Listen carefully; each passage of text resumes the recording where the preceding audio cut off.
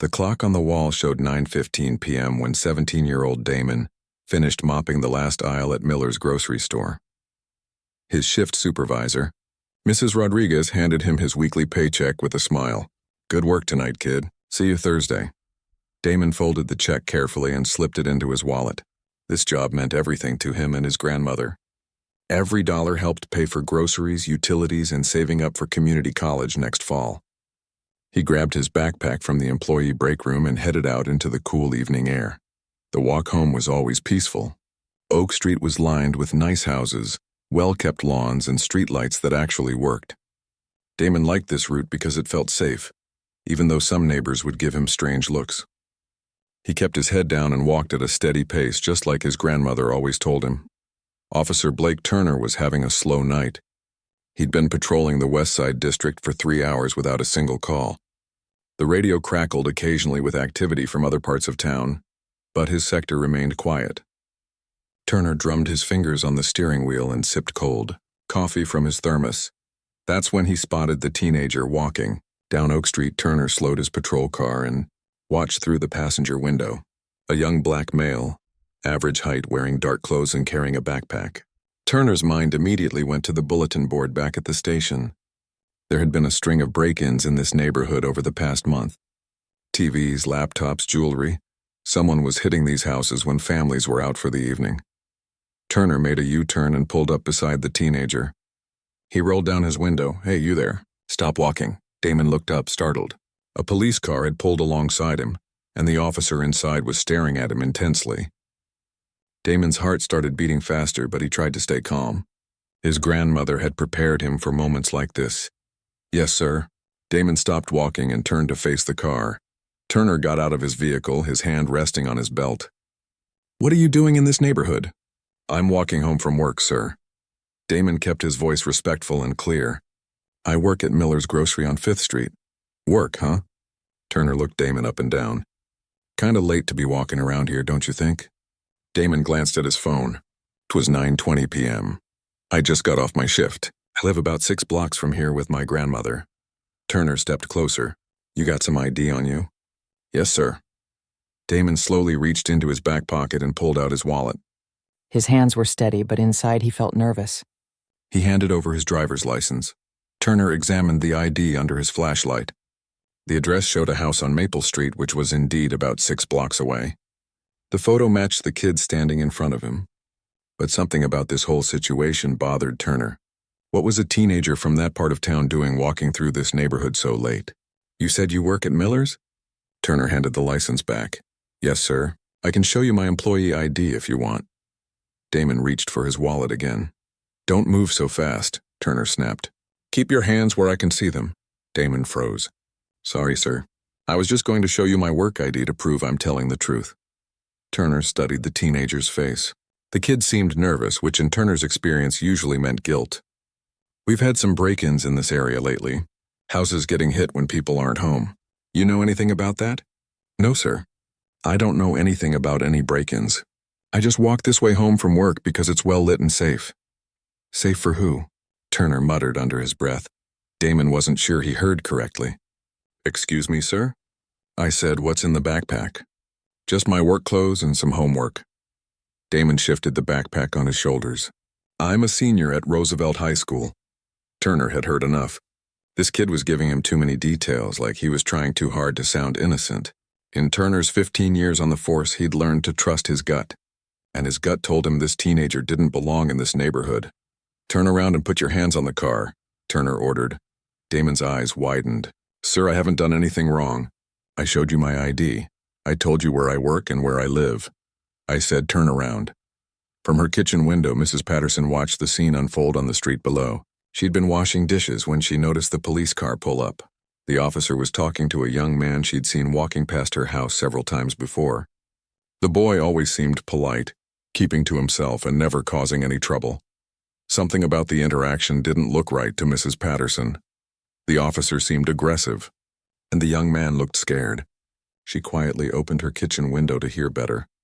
"I'm going to ask you one more time to cooperate," Turner said, his voice getting louder. "Turn around and put your hands on the car." Damon's voice shook slightly. "Sir, can you please tell me what I'm being accused of?" I have a right to know why you're detaining me. That was it. Turner had had enough of this kid's attitude. You're being accused of resisting arrest. Now turn around before this gets worse for you. Resisting arrest? Damon couldn't believe what he was hearing. But I haven't been arrested for anything. I'm just trying to walk home from my job. Mrs. Patterson grabbed her cell phone from the counter. Something was very wrong here. She started recording through her window, making sure to capture everything happening on the street. Turner stepped forward and grabbed Damon's arm. I told you to turn around.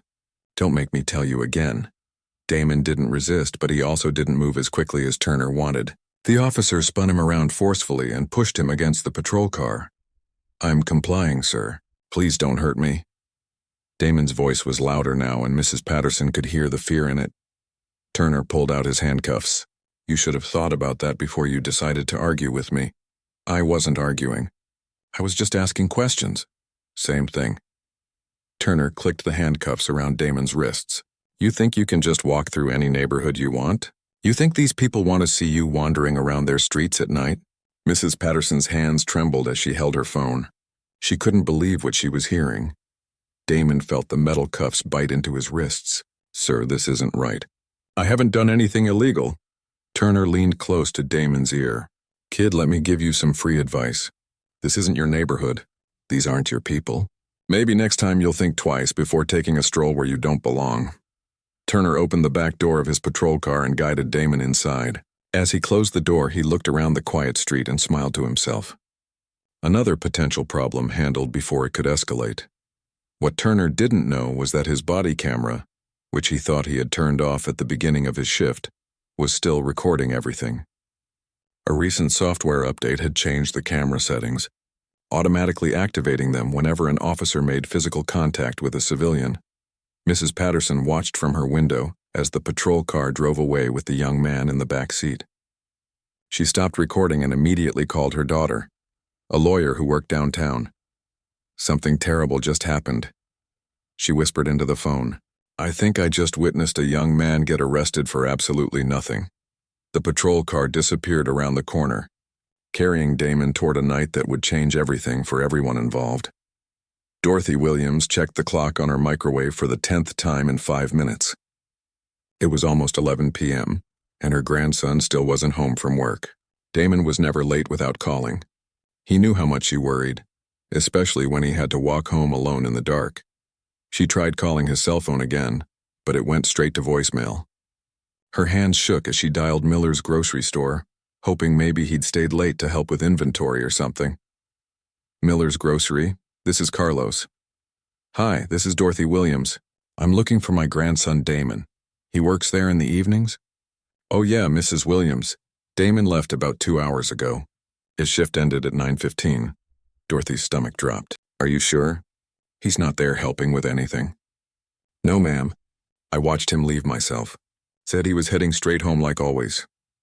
After hanging up, Dorothy paced around her small living room. Something was wrong. She could feel it in her bones. Damon was responsible and reliable. In the 3 years he'd been working at the grocery store, he'd never once been late without explanation. She called the police department. Metro Police, how can I help you? I need to report a missing person. My grandson didn't come home from work tonight. The dispatcher sounded bored. How old is the missing person? He's 17.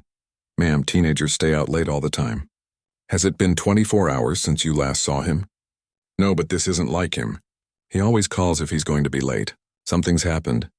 I understand your concern, but we can't file a missing person report until he's been gone for 24 hours. Maybe he's with friends or met someone after work. Dorothy wanted to scream.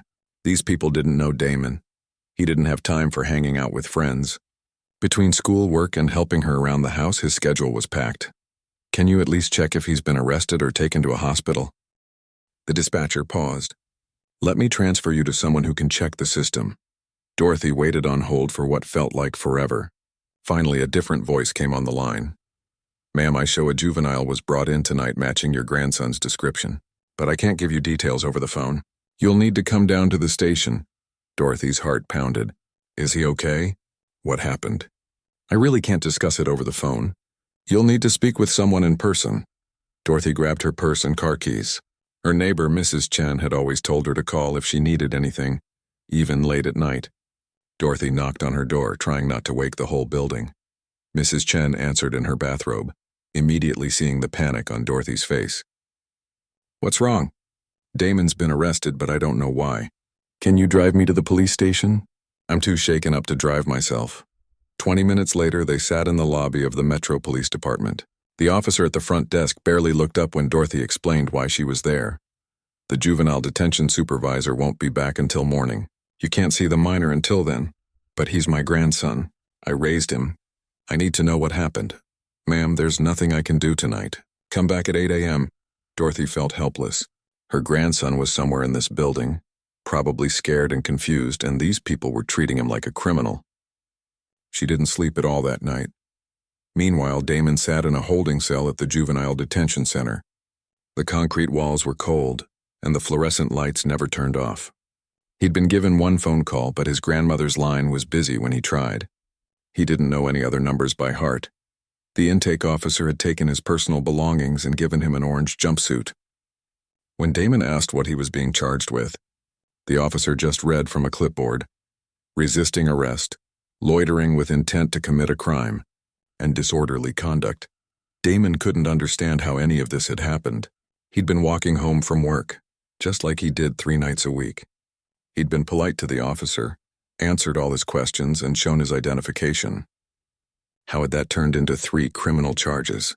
The next morning, Dorothy was waiting outside the police station when it opened. The juvenile detention supervisor, a tired-looking woman named Ms. Rodriguez, finally agreed to meet with her. "Your grandson was arrested last night for several charges. He'll see a judge this afternoon for his arraignment." "What charges? What did he supposedly do?" Ms. Rodriguez read from a file. "Resisting arrest, loitering with intent to commit a crime, and disorderly conduct." Dorothy stared at her in disbelief. "That's impossible. Damon was walking home from work. He's never been in trouble a day in his life." "Ma'am, that's what the arresting officer reported. Your grandson will be assigned a public defender who can explain everything." "Can I see him?" "For 15 minutes. Follow me." When Dorothy saw Damon through the thick glass window, her heart broke. He looked exhausted and scared. They spoke through a phone system that made everything sound distant and hollow. "Grandma, I don't understand what happened. I was just walking home from work like always." "Tell me exactly what the officer said to you." Damon recounted the entire incident. Dorothy listened with growing anger. Her grandson had done nothing wrong, yet here he was, locked up like a criminal. "We're going to fight this, baby. This isn't right." That afternoon, public defender Lisa Chen was assigned to Damon's case.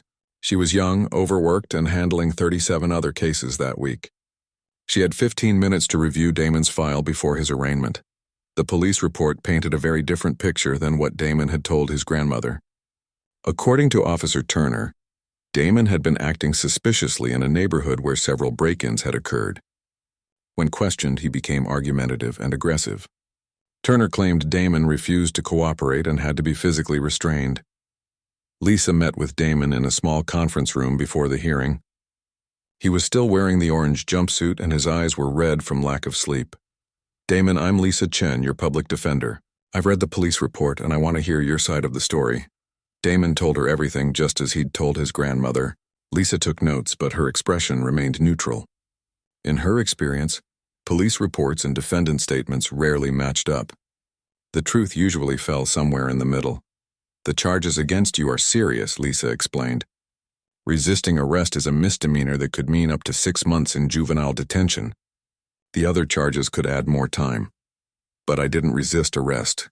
I didn't do any of the things he said I did." Lisa had heard similar claims from dozens of clients. "Damon, I believe you feel you didn't do anything wrong. But the officer has a different version of events. We need to focus on getting you out of detention today and then work on building your defense." In the courtroom, Judge Martinez reviewed the charges. The prosecutor, a stern-faced man named Mr. Davidson, argued that Damon was a flight risk and should remain in detention until trial. "Your Honor, the defendant was found in a neighborhood where he doesn't belong, acting suspiciously near homes that have been burglarized. When confronted by police, he became combative and uncooperative." Lisa stood up. "Your Honor, my client is an honor roll student with no prior criminal record. He was walking home from his part-time job when this incident occurred. He poses no flight risk and has strong community ties through his grandmother and his job." Judge Martinez looked at Damon, who stood quietly beside his lawyer. "Young man, do you understand the charges against you?" "Yes, sir. But I didn't do any of those things." The judge set bail at $2,000 and scheduled a preliminary hearing for the following week. Dorothy had to borrow money from her church to pay the bail bondsman. As they walked out of the courthouse, Dorothy put her arm around her grandson. "We're going to prove your innocence, baby. This officer made a mistake, and we're going to make sure everyone knows it." But proving innocence would be harder than either of them imagined. Officer Turner had already filed his report, and his word carried significant weight in the criminal justice system. What they didn't know was that the truth was captured on video, waiting to be discovered. That evening, Mrs. Patterson called her daughter again. "I can't stop thinking about what I saw last night. That young man didn't do anything wrong." Her daughter, a civil rights attorney named Rebecca Patterson, had been thinking about her mother's story all day. "Mom, did you record any of it?" "Yes, I got most of it on my phone. I think you need to contact the public defender's office. That video might be the key to helping this young man." Mrs. Patterson looked at her phone where the video was saved. She'd watched it several times, and each viewing made her more certain that she'd witnessed an injustice. Tomorrow she would make the call that would change everything. Lisa Chen sat in her cramped office at 6 a.m., a cup of cold coffee beside a stack of case files that seemed to multiply overnight. The public defender's office was always understaffed and overworked. But something about Damon Williams' case bothered her more than usual. She'd been handling criminal defense for 5 years, and she'd developed a sense for when clients were telling the truth. Damon's story had a ring of authenticity that she couldn't ignore. The way he spoke, the details he remembered, the genuine confusion in his voice. It all pointed to someone who had been wrongfully accused. Lisa picked up Officer Turner's report and read it again. According to Turner, Damon had been lurking in the neighborhood, acting suspiciously near houses that had been burglarized. When approached, Damon allegedly became hostile and tried to walk away. Turner claimed he had to use physical force when Damon aggressively resisted being questioned, but Damon's version was completely different. He said he was polite throughout the encounter, answered all questions honestly, and never resisted anything. Someone was lying, and Lisa needed to figure out who. Her phone rang, interrupting her thoughts. "Public Defender's Office, this is Lisa Chen." "Ms. Chen, my name is Rebecca Patterson.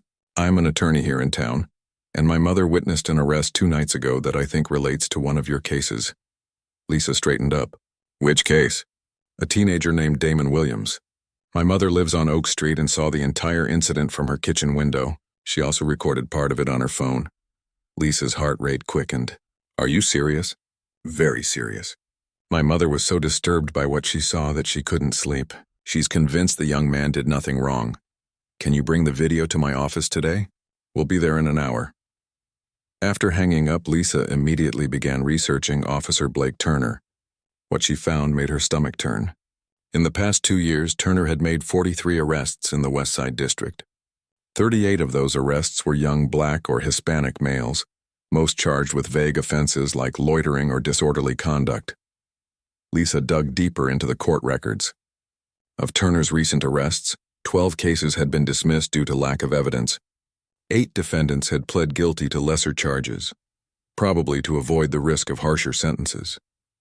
Only 3 cases had gone to trial, and 2 of those had resulted in acquittals. The pattern was clear, but proving it would be another matter entirely. Mrs. Patterson arrived at Lisa's office carrying her phone and a look of determination. Rebecca Patterson accompanied her, providing moral support and legal perspective. "Show me what you recorded," Lisa said, clearing space on her desk. Mrs. Patterson played the video. The quality wasn't perfect due to the distance and lighting, but the audio was clear enough to hear the conversation. Lisa watched in amazement as the footage completely contradicted Turner's report. On the video, Damon was clearly cooperative and respectful. He answered questions, provided identification, and never raised his voice or made threatening gestures. Turner, on the other hand, seemed aggressive from the start, escalating the situation without justification. "This is incredible," Lisa whispered. "This completely changes everything." "I knew something was wrong," Mrs. Patterson said. "That boy was just trying to get home, and that officer treated him like a criminal for no reason." Lisa made copies of the video and immediately filed a motion with the court requesting all body camera footage from the arrest. If Turner's camera had been recording, it would provide even more evidence of his misconduct. The next day, Lisa visited Damon at his grandmother's house. The young man was trying to maintain a normal routine, attending school and going to work, but the stress of the pending charges was obvious. "Damon, I have some good news. A witness recorded part of your arrest and the video supports your version of events." Damon's eyes lit up for the first time since his arrest. "Really? Someone saw what happened?" "Mrs. Patterson lives across the street from where you were arrested. She was washing dishes and saw the whole thing through her kitchen window." Dorothy Williams wiped tears from her eyes. "I knew my grandson was telling the truth. I've raised him since he was 5 years old and he's never lied to me about anything important." Lisa showed them the video on her laptop. Watching it was emotional for all of them, but especially for Damon, who was reliving the worst night of his life. "The prosecutor's office has to provide me with Turner's body camera footage," Lisa explained. "If it was recording, we'll have even more evidence." But when Lisa received the discovery materials the following week, she was disappointed to learn that Turner claimed his body camera had malfunctioned and wasn't recording during the arrest. The prosecutor's office seemed to accept this explanation without question. Lisa wasn't willing to give up so easily. She filed additional motions requesting Turner's training records, his arrest statistics, and any complaints that had been filed against him. The police department fought these requests, claiming they were irrelevant to Damon's case. Meanwhile, word about the case began spreading through the community. Dorothy Williams attended Mount Olive Baptist Church, where she'd been a member for 20 years. Pastor Williams, no relation, announced during Sunday service that one of their young members was facing unjust charges and needed the community's support. Community organizer Michael Torres heard about the case through the church network. Torres had been documenting police misconduct in the city for over a decade, and Turner's name was already on his radar. Torres visited Dorothy's house on a Thursday evening, bringing a thick folder of documents. "Mrs. Williams, I've been tracking Officer Turner for 2 years now. Your grandson isn't his first victim." Torres spread out photographs, police reports, and court documents across Dorothy's kitchen table. The evidence showed a clear pattern of Turner targeting young men of color in affluent neighborhoods. "Look at this case from 6 months ago," Torres pointed to a police report. 18-year-old college student arrested for suspicious behavior while walking to his job at a restaurant. The charges were eventually dropped, but not before the kid spent 2 nights in jail. "And this one," Torres continued, "a 16-year-old arrested for loitering while waiting for his mother to pick him up from basketball practice. Turner claimed the boy was casing houses for burglary." Dorothy studied the documents with growing anger. "How is this man still allowed to wear a badge?" "Police departments protect their own," Torres explained. "Complaints get buried, patterns get ignored, and officers like Turner keep collecting paychecks while destroying young lives." Torres helped Dorothy organize a community meeting at the church. Over 50 people attended, including several families who had dealt with Turner's misconduct. Their stories were remarkably similar to Damon's experience. Lisa Chen attended the meeting and was shocked by what she heard. Turner had been operating with impunity for years, but the community had been too intimidated or too poor to fight back effectively. "We need to document everything," Lisa told the group. "Every interaction, every arrest, every complaint. We're building a federal civil rights case, not just defending Damon's charges." The prosecutor assigned to Damon's case was David Morrison, a career prosecutor who'd been with the DA's office for 12 years. Morrison had worked with Turner on dozens of cases and generally trusted police reports without question. When Lisa filed her motion to dismiss all charges based on Mrs. Patterson's video evidence, Morrison was initially dismissive. "Police officers deal with uncooperative suspects all the time," he reasoned. "Sometimes force is necessary to maintain order." But when Morrison actually watched the video, he began to have doubts. The footage showed a polite, cooperative teenager who never displayed any threatening behavior. Turner's report described aggressive actions that simply weren't visible on the recording. Morrison called Turner into his office for a meeting.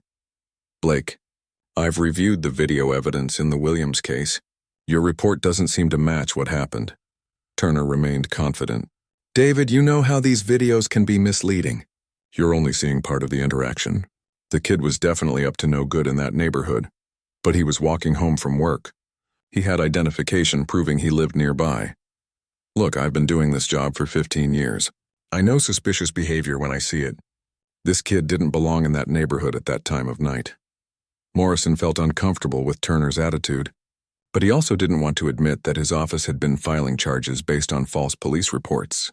He decided to proceed with the case, hoping it would result in a plea bargain that would make the whole situation disappear. Lisa Chen had different plans. She was determined to take this case to trial, knowing that Turner's misconduct needed to be exposed publicly. She spent countless hours preparing, interviewing witnesses, and building a comprehensive defense. 2 weeks before the trial date, Lisa received a call that would change everything. "Ms. Chen, this is Detective Williams from Internal Affairs. We need to talk about Officer Turner's body camera. I thought it malfunctioned during my client's arrest." That's what Turner reported, but our technical unit discovered something interesting when they examined the camera. "Can you meet me tomorrow morning?" Lisa's hands trembled as she hung up the phone. After weeks of preparation, it seemed like the case was about to take another dramatic turn. Dorothy Williams was praying in her kitchen when Lisa called with the update. "Mrs. Williams, I think we're about to get the break we've been waiting for." "What kind of break?" "I can't say for certain yet, but it involves Turner's body camera. Apparently, it might not have malfunctioned after all." Dorothy closed her eyes and whispered a prayer of thanksgiving. She'd been asking God for justice for her grandson, and it seemed like her prayers might finally be answered.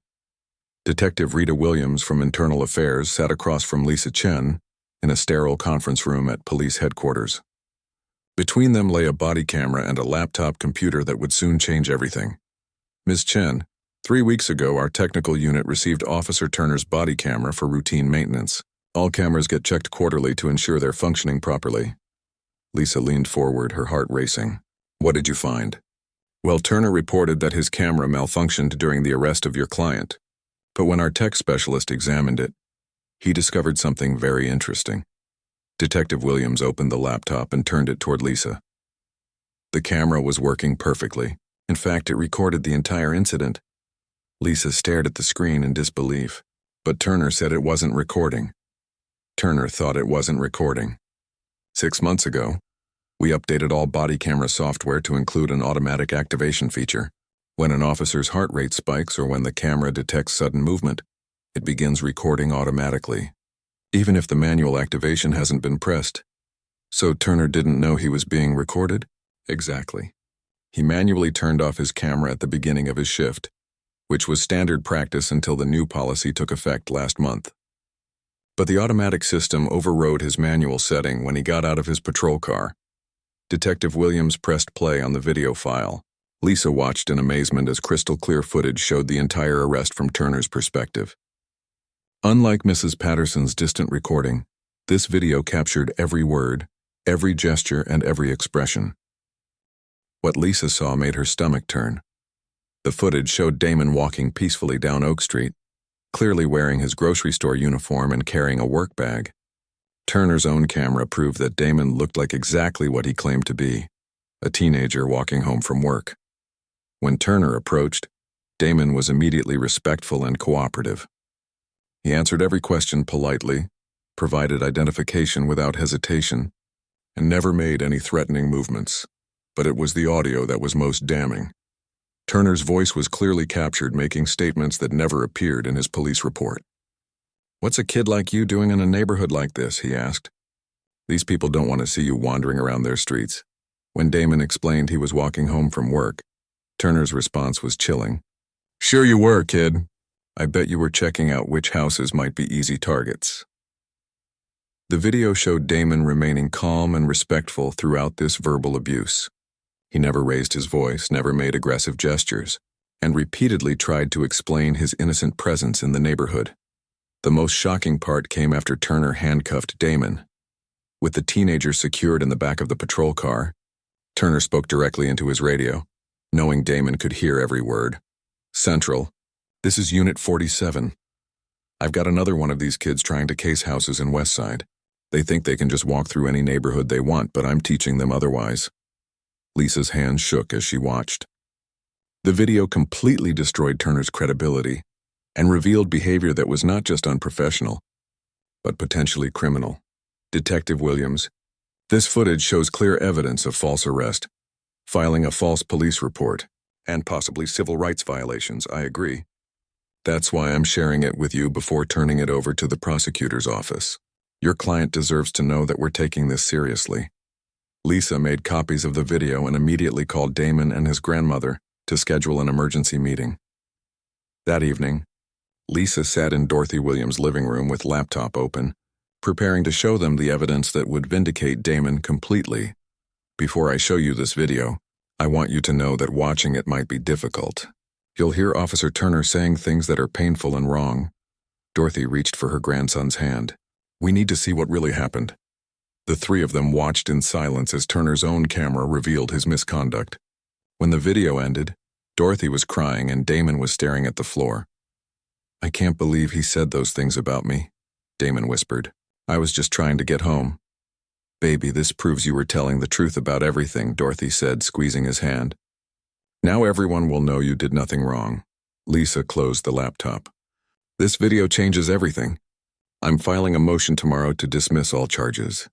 No prosecutor in their right mind would continue this case after seeing this evidence. The next morning, Lisa walked into Prosecutor David Morrison's office carrying the laptop and a stack of legal documents.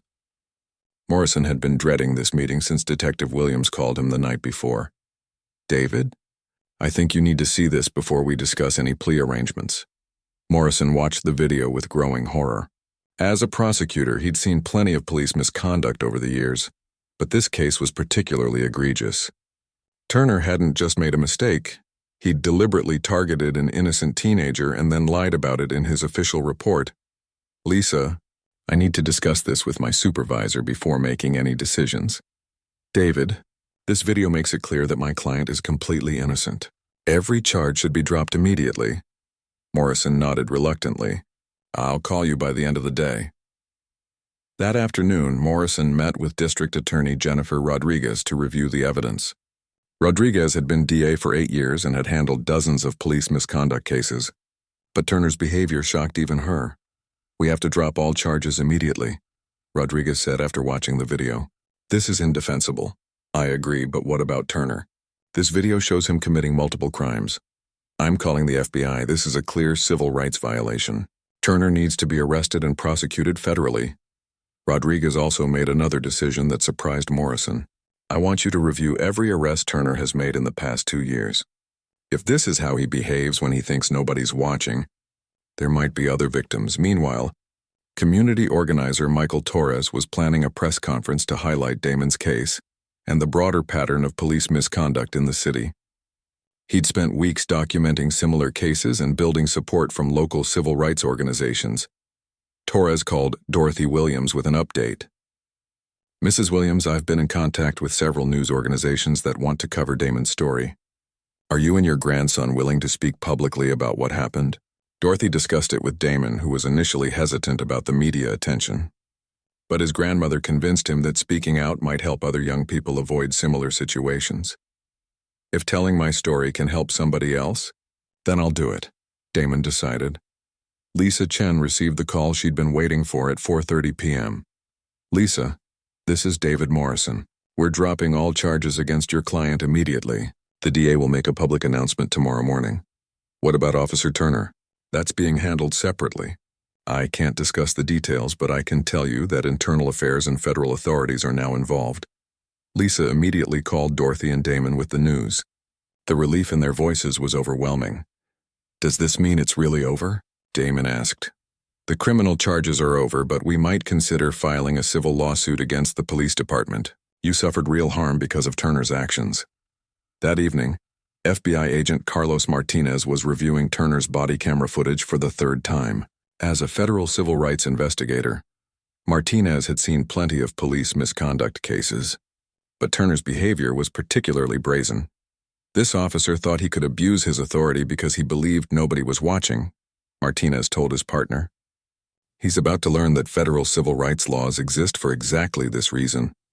Martinez began preparing arrest warrants for Turner on charges of deprivation of rights under color of law, a federal crime that carried up to 10 years in prison. Officer Blake Turner was at home watching television when his cell phone rang. It was his supervisor, Captain Davis. "Blake, I need you to come to the station immediately. Internal Affairs wants to speak with you."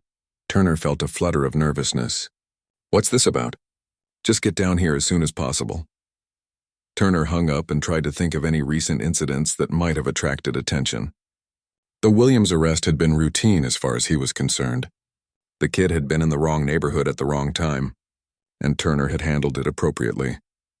What Turner didn't know was that his own camera had recorded every word of his misconduct, and that recording was now in the hands of federal investigators who were preparing to arrest him.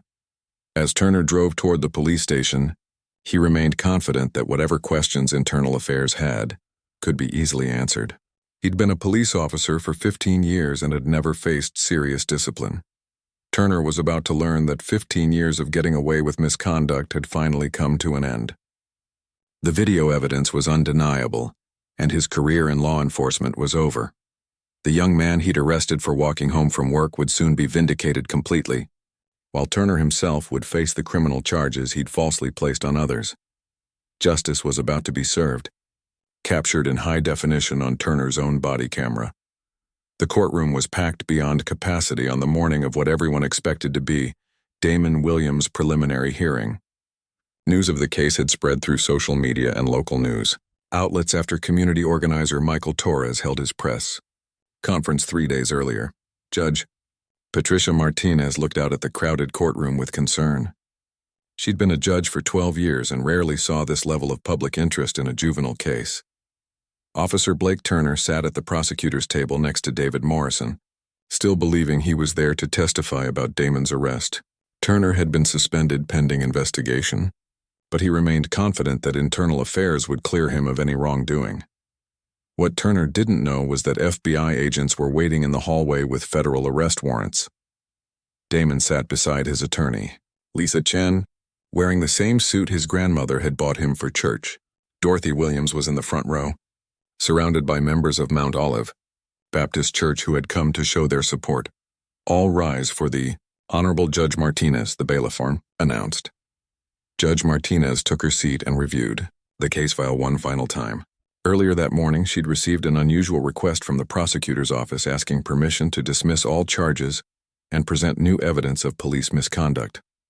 "Ladies and gentlemen, before we proceed with today's hearing, I understand the prosecution has a motion to present." David Morrison stood up, his hands trembling slightly. In 15 years as a prosecutor, he'd never had to ask a judge to dismiss charges because the arresting officer had committed crimes. "Your Honor, the state moves to dismiss all charges against the defendant Damon Williams. New evidence has come to light that completely exonerates Mr. Williams and reveals serious misconduct by the arresting officer." A murmur went through the courtroom. Turner's face went pale as he began to realize something was very wrong. Judge Martinez looked surprised. "Mr. Morrison, this is highly unusual. What new evidence are you referring to?" "Your Honor, we've discovered that Officer Turner's body camera was recording during the arrest contrary to his initial report. The footage shows that Mr. Williams was completely cooperative and that Officer Turner's police report contains multiple false statements."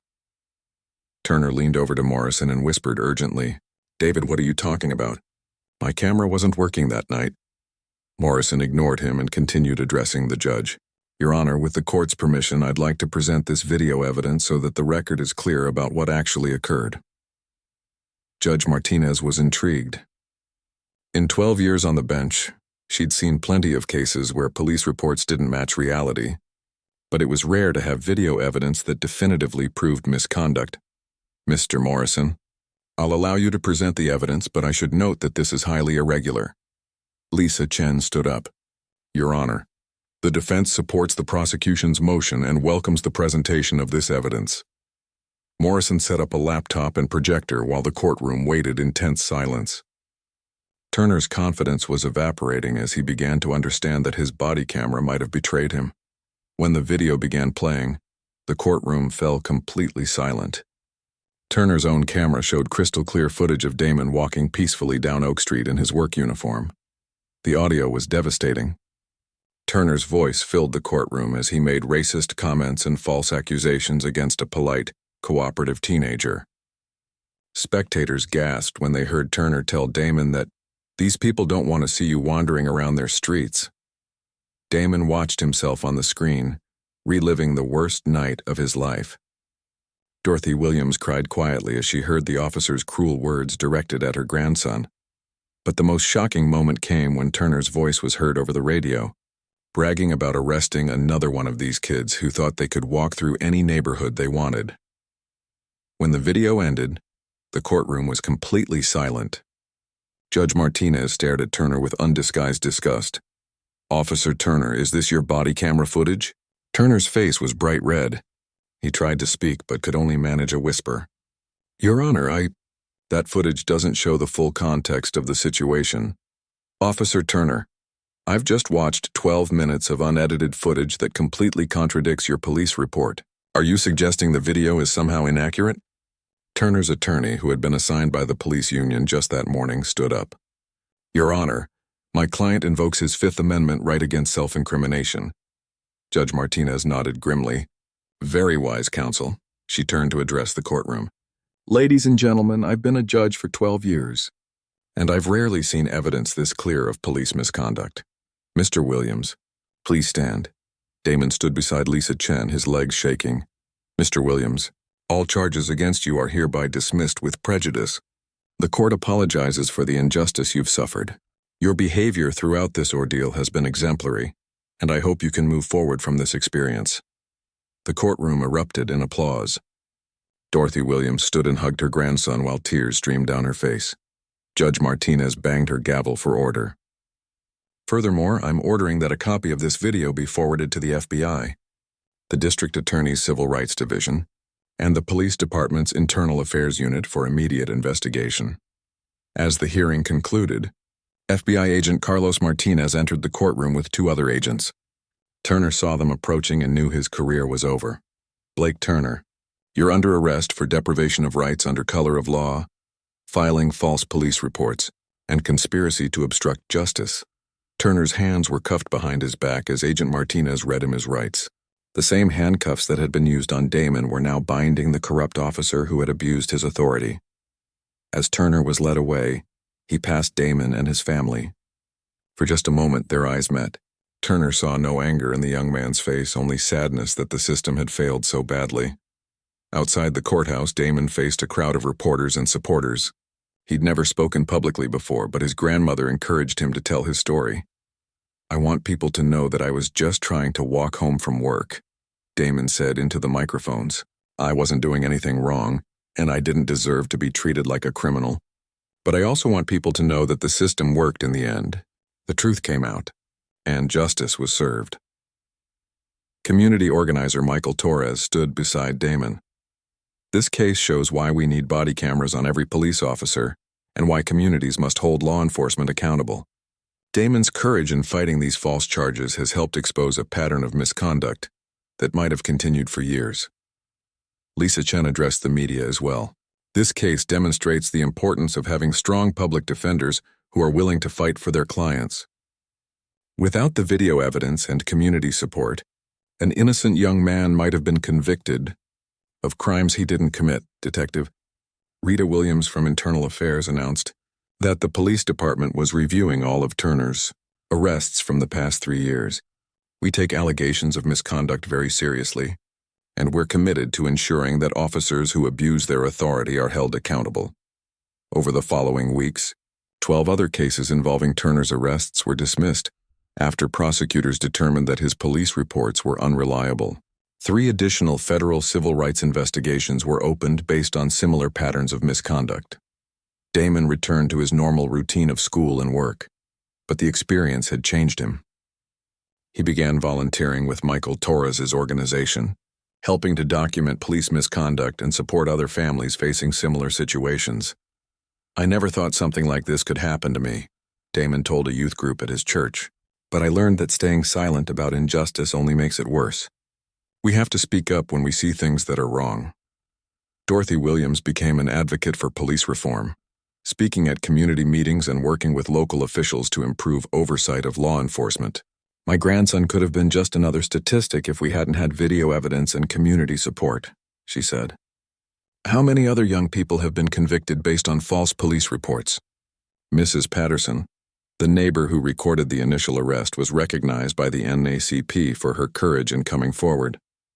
"I couldn't just sit in my kitchen and watch injustice happen on my street," she said. "Sometimes being a good neighbor means getting involved when you see something wrong." 6 months later, Turner pled guilty to federal civil rights violations and was sentenced to 3 years in federal prison.